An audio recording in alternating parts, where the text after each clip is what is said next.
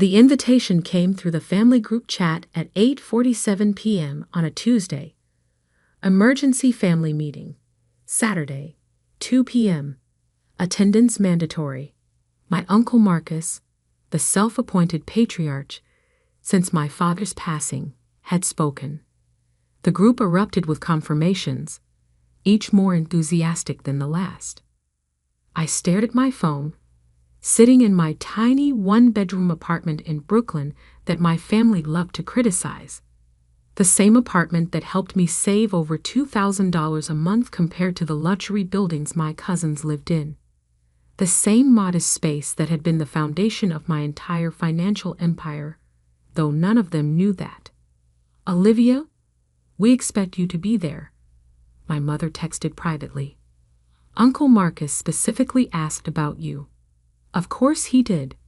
I was the family's favorite topic of discussion. The disappointing daughter.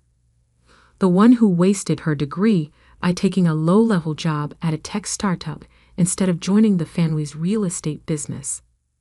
They didn't know that startup had made me a millionaire before I turned 27, or that I now silently owned shares in half the buildings my uncle's company managed.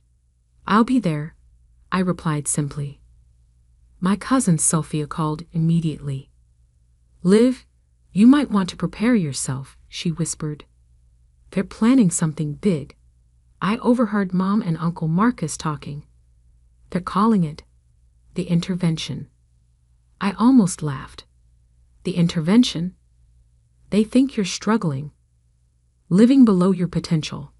Uncle Marcus has this whole presentation prepared about bringing you into the family business, getting you a proper apartment." I glanced at my laptop screen, still open to my investment dashboard. The numbers glowed back at me. $147 million in tech investments, $89 million in real estate holdings, $23 million in cryptocurrency. Total net worth, $259 million. All built quietly over 8 years while they thought I was just getting by.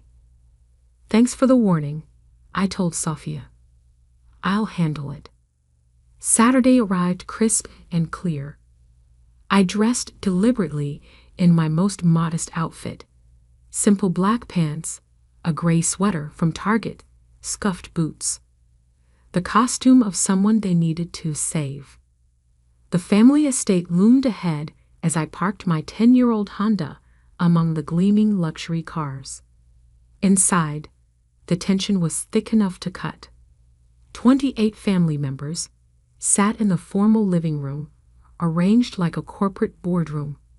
Uncle Marcus stood at the front, next to a projection screen. My mother wouldn't meet my eyes. "Olivia," Uncle Marcus said as I took my seat. "Thank you for joining us." I nodded, saying nothing. "We've called this meeting because we're concerned," he began, clicking to his first slide. "About you, about your future, about the shame your current situation brings to our family name." The room murmured in agreement.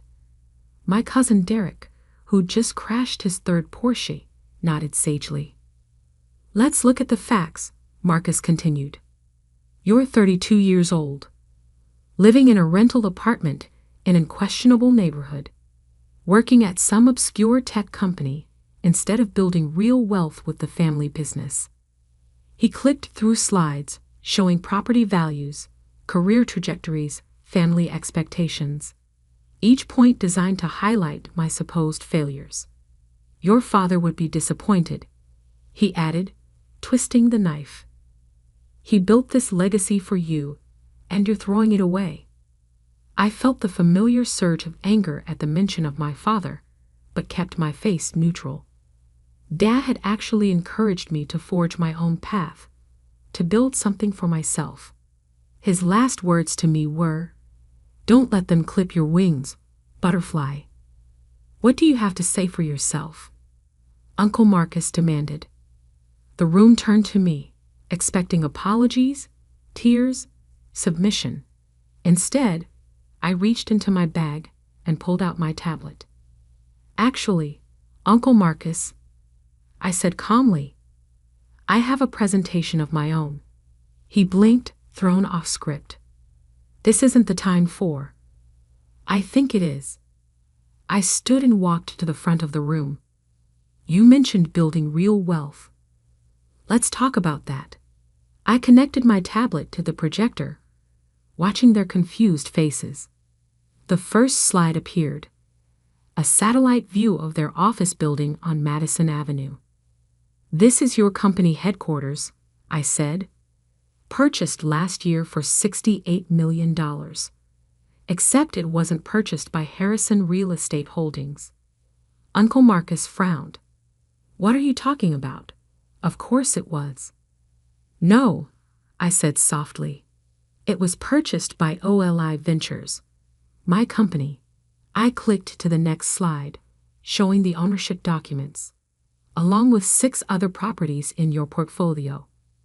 The room erupted in whispers. Uncle Marcus's face turned red. That's impossible. You can't afford. I clicked again. My investment portfolio filled the screen, numbers clear as day. The room fell silent, as if all the oxygen had been sucked out at once. As of this morning, I said into the silence, my net worth is $259 million. That tiny apartment you mock. It's in a building I own. That obscure tech company. I was employee number 4. My shares are worth 8 figures. My mother's hand flew to her mouth. Uncle Marcus gripped the podium for support. But, he stammered, why didn't you tell us? I looked at him steadily. Because you never asked. You were too busy planning interventions to notice I didn't need one. The room stayed frozen. Years of assumptions were crumbling around them. My cousin Derek had dropped his phone. Aunt Patricia looked like she might faint.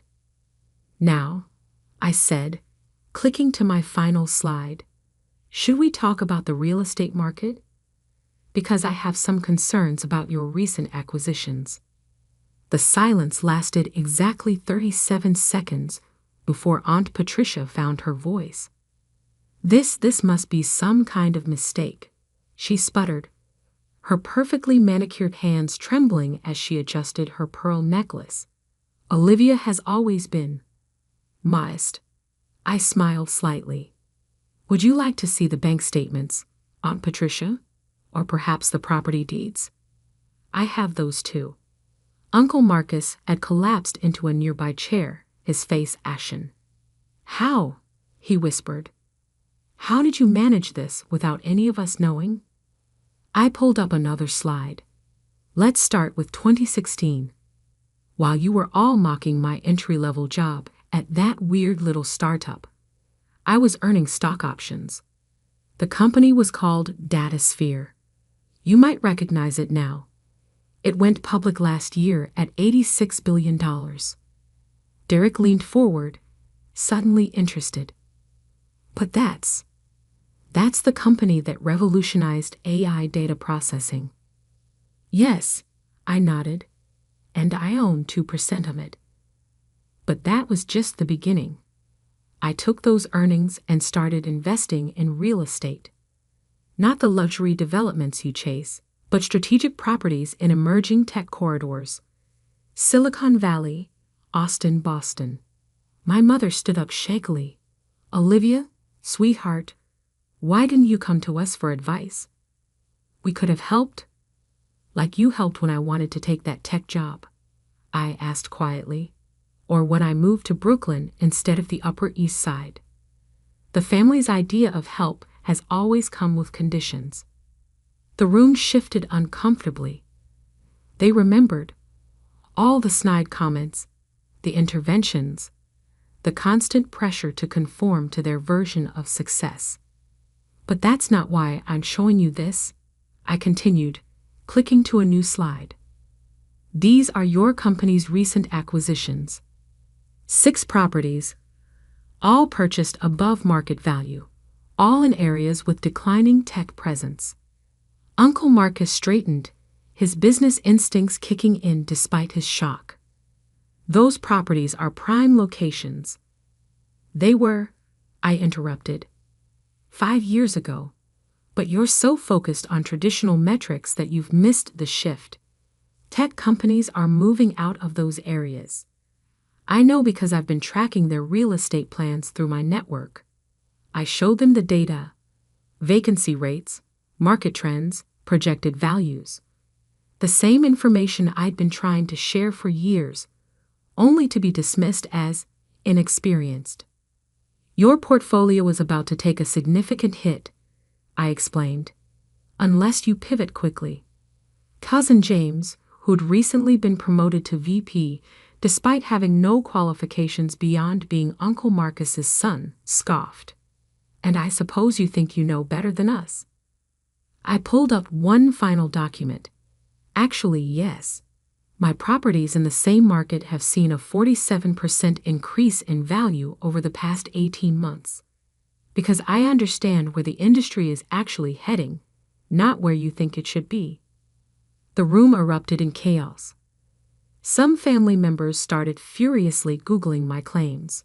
Others whispered frantically among themselves.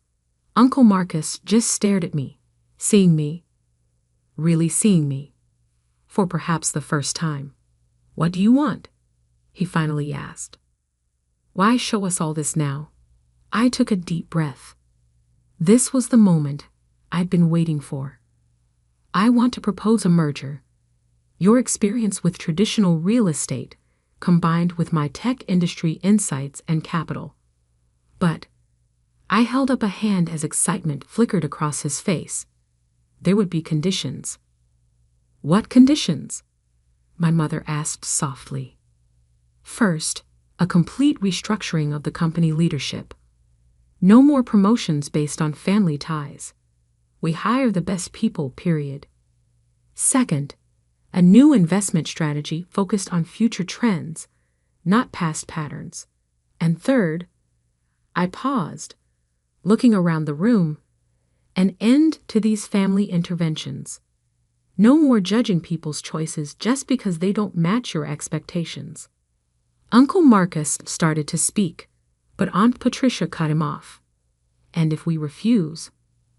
I smiled, not unkindly.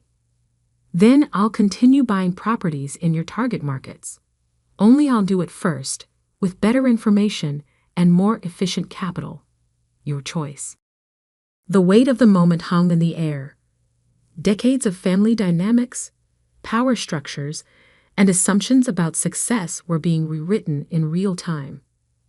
My cousin Sophia, who'd warned me about the intervention, suddenly started laughing.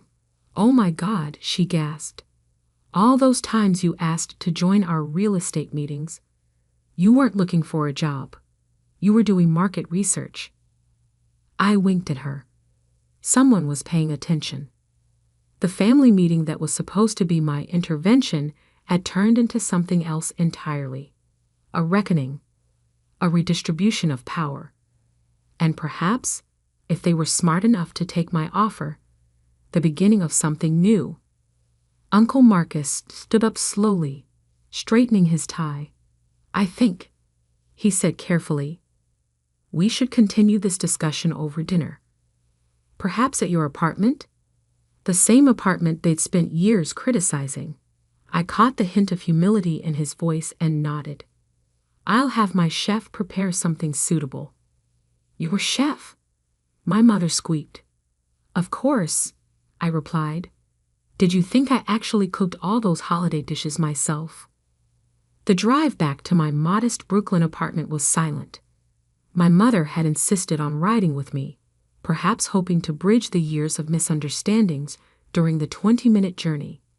She kept glancing at my old Honda, no doubt wondering why I drove it when I could afford a fleet of luxury cars.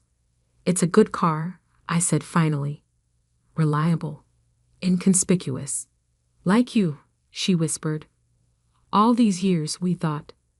You saw what you expected to see, I replied, pulling into the private underground garage of my building. The security guard nodded respectfully as we passed. Mr. Santos, is everything prepared upstairs? Yes, Ms. Olivia.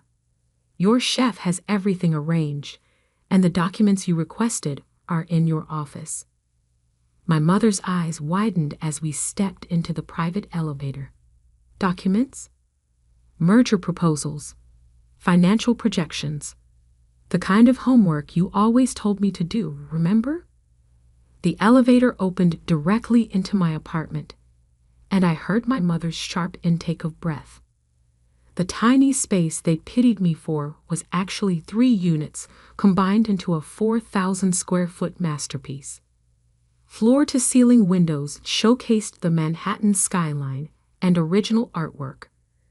Much of it from emerging artists I'd invested in adorned the walls. Uncle Marcus and the others arrived minutes later, their luxury cars having taken longer to find parking on the street. Their faces as they entered were a study in dawning comprehension. Please sit. I gestured to the massive dining table, already set for dinner. Chef Andre has prepared something special. Andre? Aunt Patricia perked up. Not Andre Dubois? The same. I nodded. He consults for my restaurants when he's not running his 3-star Michelin establishment. Your restaurants. Derek choked on his water. Among other things. I took my seat at the head of the table, a position Uncle Marcus had occupied at family gatherings for as long as I could remember. But let's discuss business first. Over 7 courses of exquisite French cuisine. I laid out my vision. The merger would create a new entity, Harrison Oley Holdings, combining their traditional real estate expertise with my tech industry connections and modern investment approach.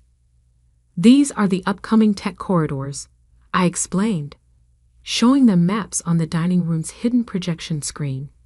Austin, Raleigh, Boulder, Portland, but not the obvious areas. We need to be ahead of the curve. Like you were with us, Uncle Marcus said quietly, buying properties before we even knew they were valuable. I nodded. The future of real estate isn't just about location anymore. It's about understanding the industry's driving growth, the companies planning expansion, the startups about to explode.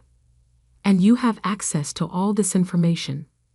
James asked, his earlier skepticism replaced by genuine interest. I sit on 12 different tech company boards, I replied.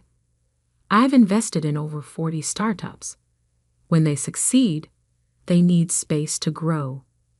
Real estate isn't just about buildings anymore. It's about ecosystems.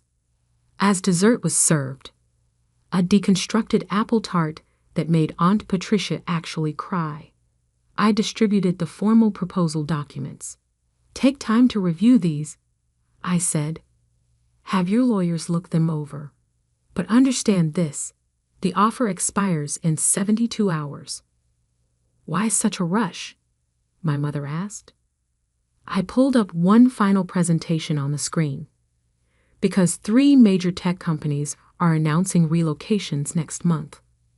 Their employees will need housing. Their operations will need facilities.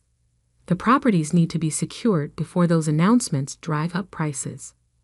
Uncle Marcus was already reading intently, his business instincts overriding any lingering family dynamics. These projections, they're aggressive. They're conservative, I corrected. I've only included confirmed expansions, not potential ones. The actual opportunity is larger. As the evening wound down, the family dynamics had shifted palpably. Gone were the condescending comments about my lifestyle choices. Instead, cousins who'd once mocked my career were asking about tech investment opportunities. Aunts who tried to set me up with suitable men were suddenly interested in my business strategies. One last thing, I said as they prepared to leave. If we do this merger, we do it my way. No more nepotism. No more old boys club. We hire the best people, period. Can you handle that? Uncle Marcus looked around the apartment, at the success they'd been too blind to see, at the empire I'd built while they'd been planning my intervention, and nodded slowly. "I think," he said carefully, "we'd be fools not to." 3 days later, the merger documents were signed. 6 months after that, Harrison Ola Holdings had doubled its portfolio value. The family that had once gathered to save me was now following my lead. My father would have loved the irony. Last week, I finally sold the Honda. Not because I needed something flashier, but because I'd found another young professional who needed a reliable car to get to their modest job. I included a note with the keys. Sometimes the biggest dreams hide behind the smallest beginnings. Trust your path. The family still holds regular meetings, but they're different now. Less about judgment, more about growth. Less about maintaining appearances, more about creating value. And that tiny apartment they'd been so worried about, I kept it. Renovated it into a startup incubator for young entrepreneurs who, like me, have dreams bigger than their current circumstances. Because sometimes the best revenge isn't proving people wrong, it's showing them a better way to be right. As for Uncle Marcus, he recently admitted something at a board meeting. I spent years trying to protect the family legacy, only to discover that Olivia was building its future. I didn't say, "I told you so." I didn't need to. Success speaks for itself. Sometimes it just needs a little time to find its voice.